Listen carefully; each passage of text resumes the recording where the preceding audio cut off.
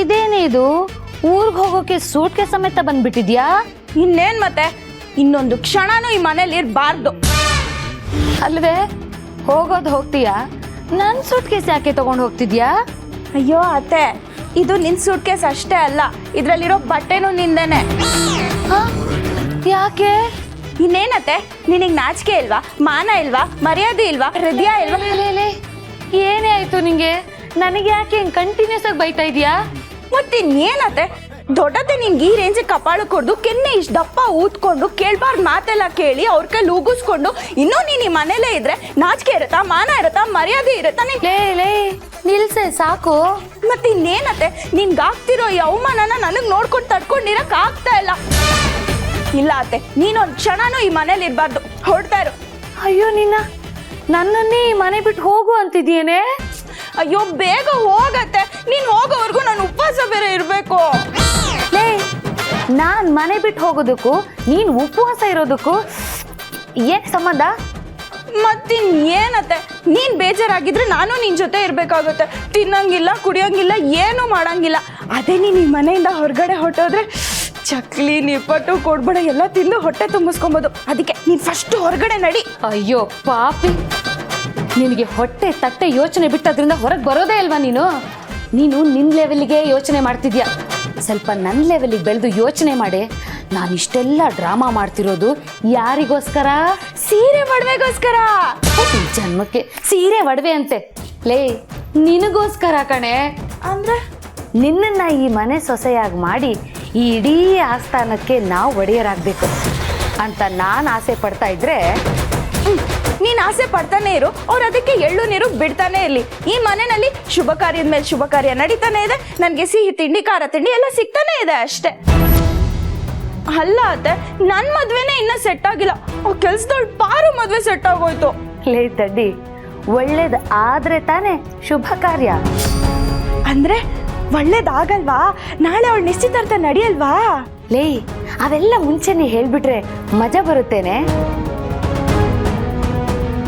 Just wait and watch.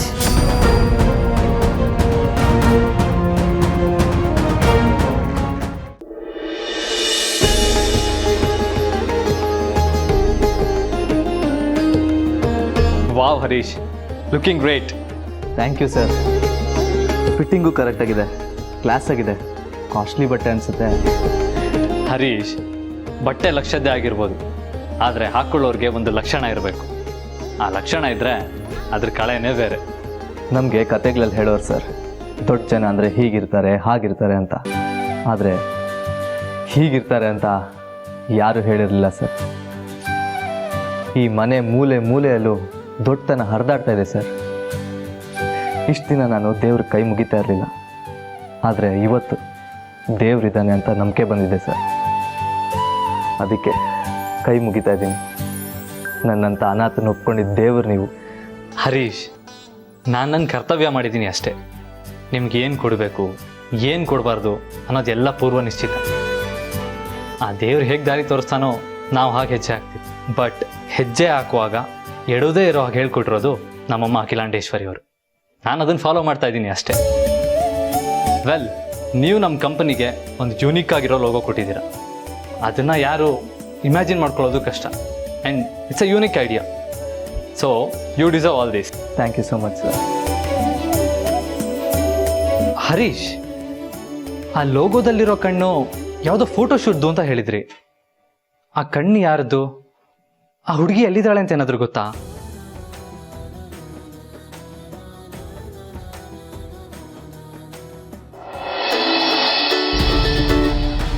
Hello ma'am.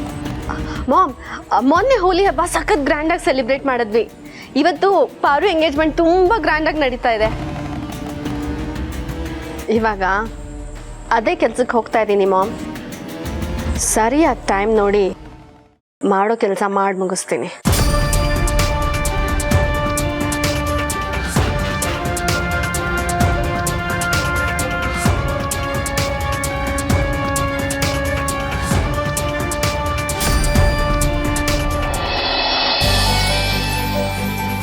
ಆ ಕಣ್ಗಳು ಮಾಯ ಜಿಂಕೆ ಥರ.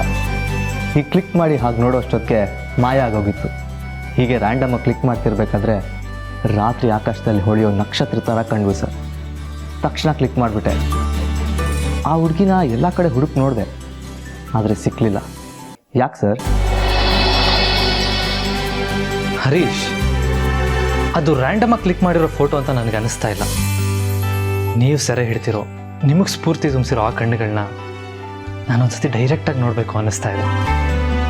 ಆ ಕಣ್ಣುಗಳಲ್ಲಿ ಸಹನೆ, ಕರುಣೆ, ಶಾಂತಿ, ಕಾಂತಿ ಎಲ್ಲ ತುಂಬಿದೆ. ಆ ಸ್ಫೂರ್ತಿನ ನಾನು ಒಂದ್ಸತಿ ನೋಡಬೇಕು.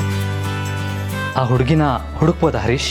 ಸರ್, ನಾನು ಆ ಕಣ್ಣಲ್ಲಿರೋ ಸೌಂದರ್ಯ ಮಾತ್ರ ಕಂಡಿದ್ದೆ.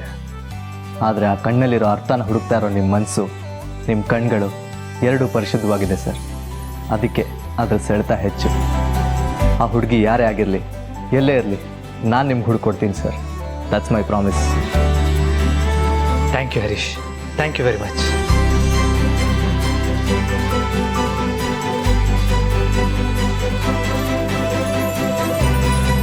I'm waiting to see you.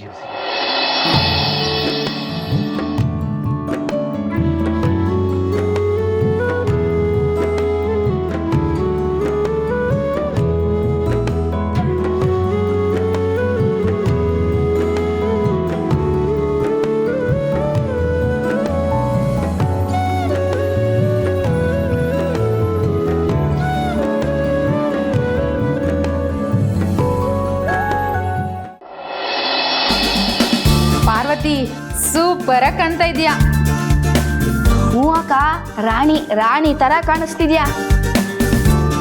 Jayakka, ಗಣಿ, ನಾನು ನಿಜವಾಗ್ಲೂ ಅಷ್ಟೊಂದು ಚೆನ್ನಾಗಿ ಕಾಣಿಸ್ತಾ ಇದ್ದೀನಾ? ನಮ್ಮಿಬ್ರು ಮಾತ್ ಮೇಲೂ ನಂಬಿಕೆ ಇಲ್ಲ ಅಂದ್ರೆ ನಿಮ್ಮ ಅಪ್ಪನೇ ಕೇಳು. ಹ್ಞೂ, ಬೇಕಿದ್ರೆ ಅಪ್ಪನೇ ಕೇಳು, ಆಗ ನಿನಗೆ ಗೊತ್ತಾಗುತ್ತೆ. ಅಪ್ಪ ಅಪ್ಪ, ಬಂದೆ. ಏನೇ ಮಗಳೇ?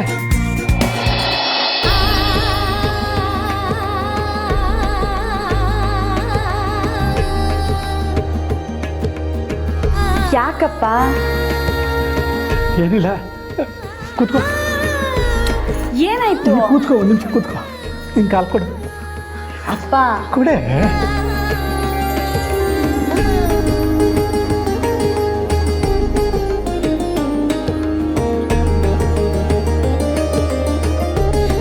ಅಪ್ಪ, ಏನ್ ಮಾಡ್ತಾ ಇದೀಯಾ? ನೀನು ನಿಮ್ಮ ಅಮ್ಮನ ಹೊಟ್ಟೆಲಿದ್ದಾಗ ಅವಳು ಚೆನ್ನಾಗಿ ಮೈ ಕೈ ತುಂಬಿಕೊಂಡಿದ್ಲು. ಊರವ್ರ ದೃಷ್ಟಿ ನಿನಗೆ ತಾಗಬಾರ್ದು ಅಂತ ಅವಳು ಯಾವಾಗಲೂ ದೃಷ್ಟಿ ಬಟ್ಟಿಡ್ತಾ ಇದ್ದೆ. ನನಗಾಗಿದ್ದಿದ್ದ ಕಷ್ಟಕ್ಕೆ ನಿಮ್ಮ ಅಮ್ಮನಿಗೆ ಎಣ್ಣೆ ಬೆಣ್ಣೆ ಕೊಟ್ಟು ಆರೈಕೆ ಮಾಡೋಕ್ಕಾಗಲಿಲ್ಲ. ಅಷ್ಟು ಶಕ್ತಿನೂ ಆ ಭಗವಂತ ನನಗೆ ಕೊಟ್ಟಿರಲಿಲ್ಲ.